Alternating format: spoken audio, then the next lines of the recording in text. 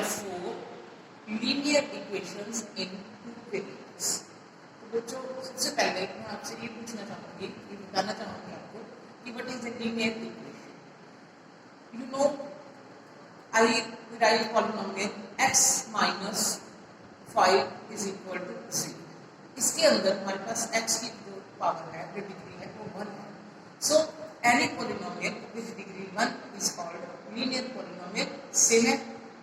Then we write in equal form, that becomes an equation. So x minus 5 is equal to 5 या 10, कुछ भी हम कहते हैं तो ये हमारे पास एक क्या आ जाती है, लीनियर इक्वेशन आ जाती है.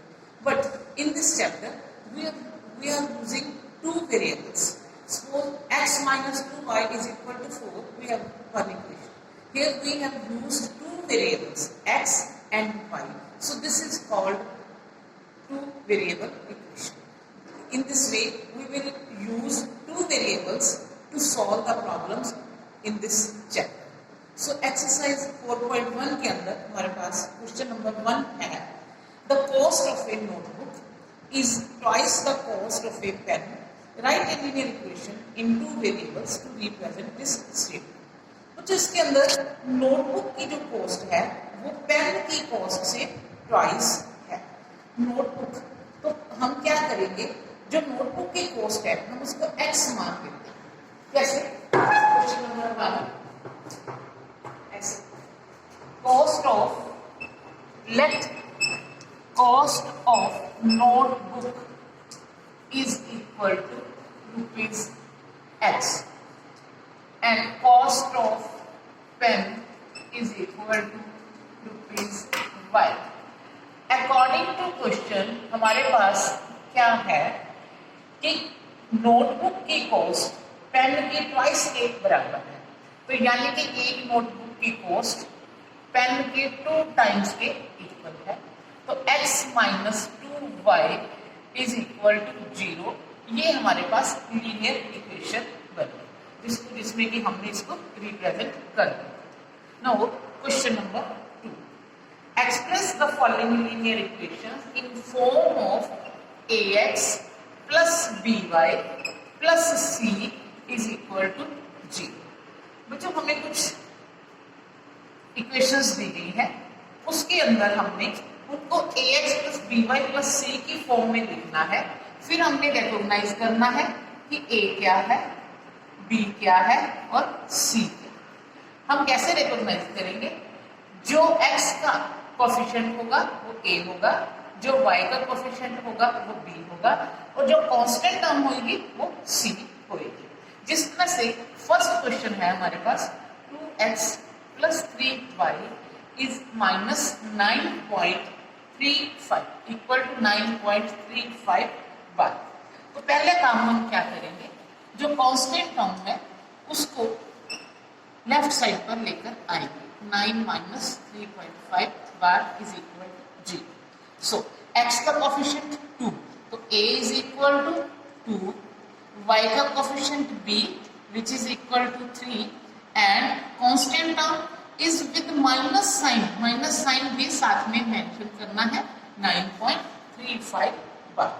सो इसका सेकेंड पार्ट, इसी क्वेश्चन का सेकेंड पार्ट वो क्या है, x minus y upon 5 minus 10 is equal to 0.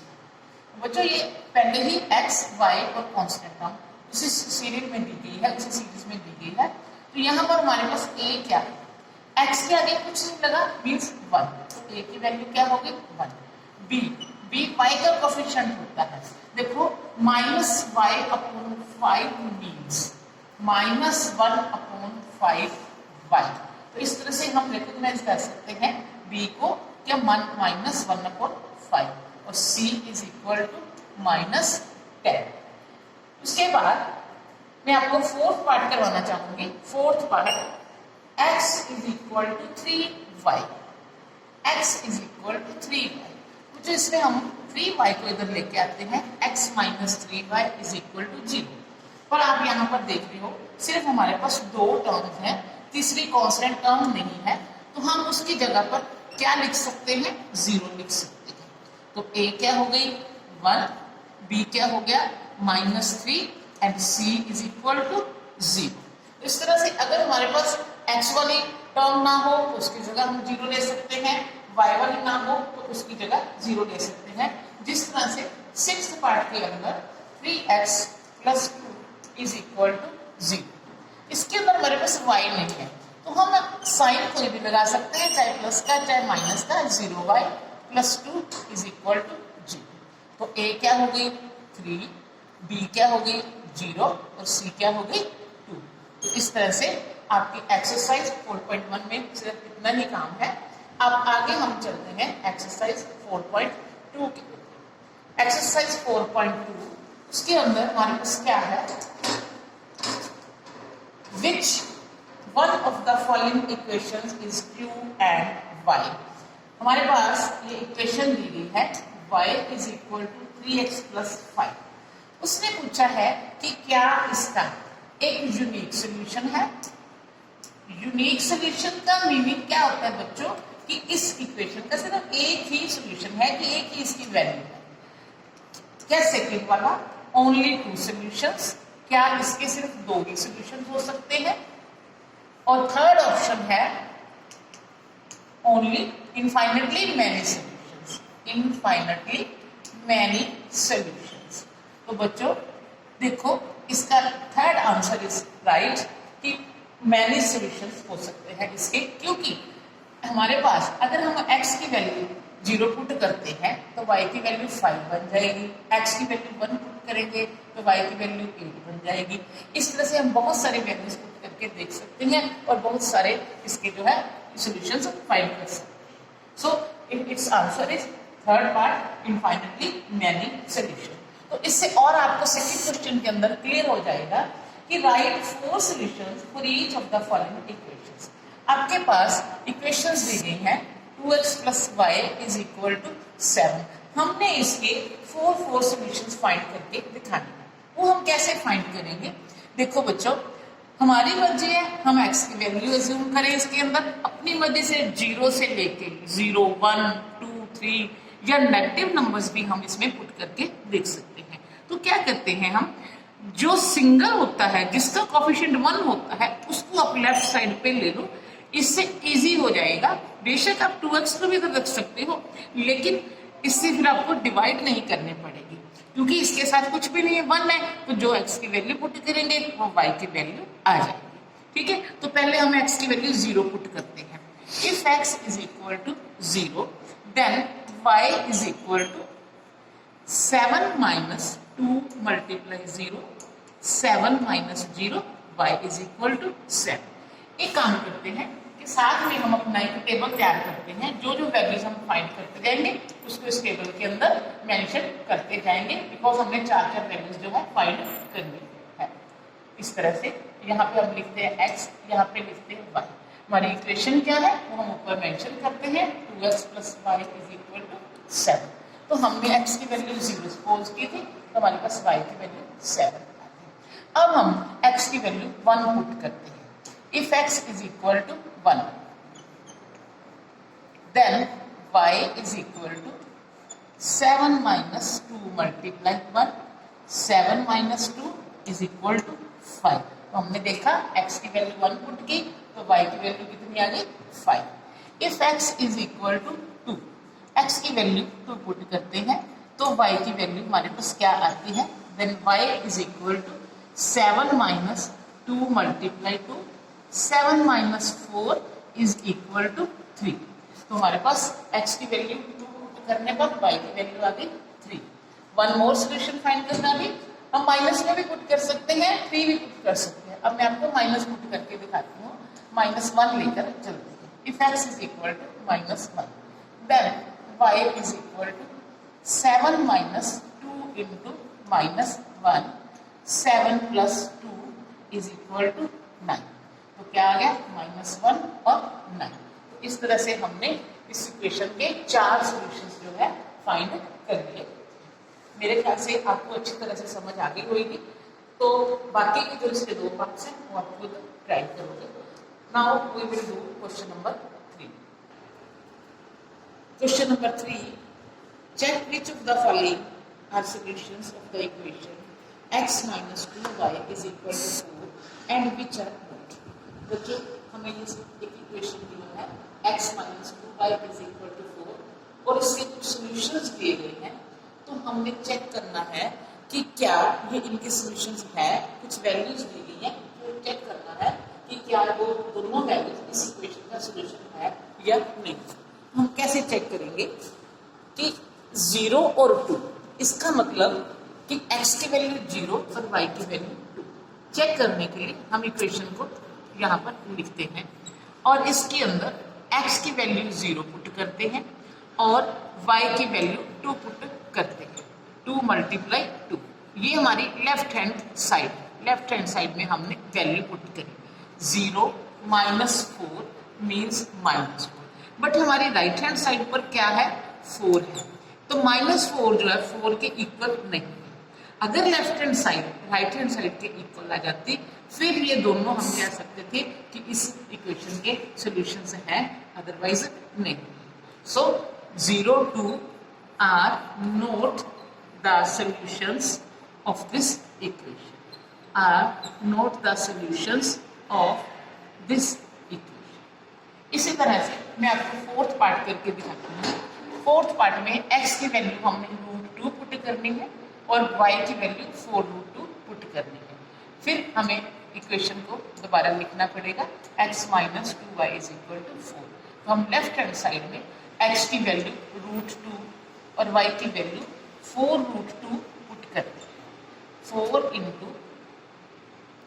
Into 4√2, हमारे पास क्या बन गया, √2 माइनस 4 2 8 8√2। यहाँ पे कुछ नहीं है, 1 है, इसका मतलब इसके आगे 1 है, लिखा नहीं जाता, हमें पता होता है कि यहाँ पर 1 है।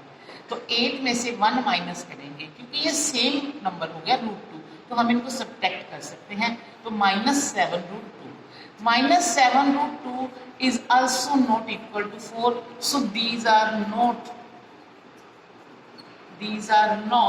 the solution of this equation। इस तरह से बाकी क्वेश्चंस के भी, बाकी के पार्ट्स के भी आप सॉल्यूशन जो है पुट करके देख सकते हैं। अगर इक्वल टू 4 आ जाता है तो यस आ जाएगा, नहीं तो नो आ जाएगा। तो question number 4, find the value of k। k की वैल्यू फाइंड करनी है हमने। गिवन क्या है, x is equal to 2 and y is equal to 1 is a solution of equation 2x plus 3y is equal to k। कि 2x plus 3y is equal to k एक equation है, हमें given है। इसके अंदर x की value हमें 2 और y की वैल्यू 1 पुट करके k की वैल्यू फाइंड करनी है, क्योंकि ये दोनों इसके सॉल्यूशन है, हमें गिवन है। तो हम x की वैल्यू 2 पुट करते हैं प्लस y की वैल्यू 1 पुट करते हैं is equal to k। 2 2 4, 4 plus 3 is equal to k, यानी कि k इज इक्वल टू 7 हमारे पास आंसर आ गया। बच्चों अब हम करते हैं एक्सरसाइज 4.3। इसके हमारे पास केवल 4 सम थे, हमने सारे सॉल्व कर लिए हैं। जो पार्ट छोड़े वो आप खुद ट्राई करें।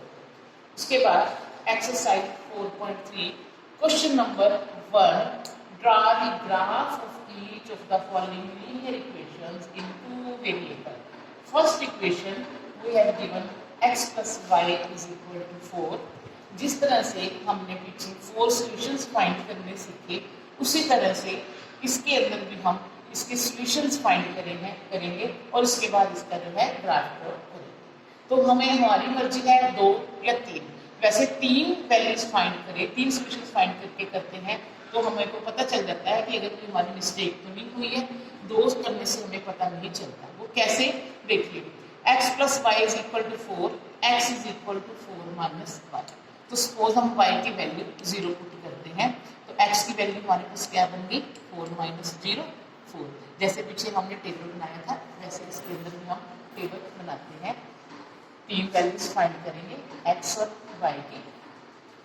इक्वेशन हमारे पास है x plus y is equal to 4, y की वैल्यू हमने 0 पुट की, x की वैल्यू कितनी आ गई है 4। अब हम y की वैल्यू कितनी पुट करते हैं, 1 पुट करके देखते हैं।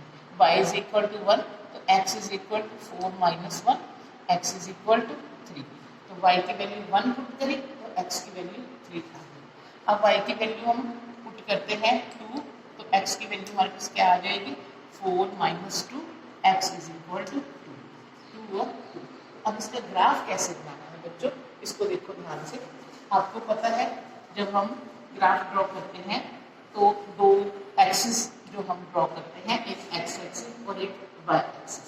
ये जो है हॉरिजॉन्टल लाइन जो होती है इसको एक्स एक्सिस कहते हैं। इधर हम प्लस वाली वैल्यूज पुट करते हैं और इधर हम एक्स की माइनस वाली वैल्यूज पुट करते हैं, और ऊपर वाई की जो वर्टिकल लाइन है इसे इसमें वाई की प्लस वाली और नीचे माइनस वाली वैल्यूज पुट करते हैं। जहां पर दोनों वैल्यूज दोनों लाइन्स इंटरसेक्ट करती हैं उस पॉइंट को हम ओरिजिन कहते हैं।